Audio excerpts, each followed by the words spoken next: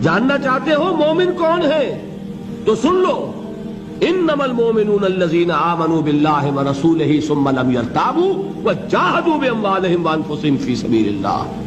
مومن تو صرف وہ ہیں جو ایمان لاتے ہیں اللہ پر اور اس کے رسول پر، پھر شک نہیں کرتے اور کھپا دیتے ہیں اپنے مال بھی اور اپنی جانیں بھی اللہ کی راہ میں، صرف یہ لوگ سچے ہیں۔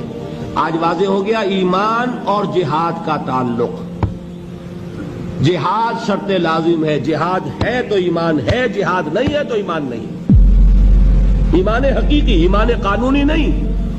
ایمان قانونی تو اسلام ہے، اسلام کا تعلق اطاعت سے ہے، لیکن ایمان حقیقی ہوگا تو جہاد فی سبیل اللہ ہوگا، جس کی پہلی منزل ہے دعوت و تبلیغ دین میں جان اور مال کا کھپانا، دوسری منزل ہے اقامت دین کی جد و جہد میں اپنی جان اور مال لگا دینا۔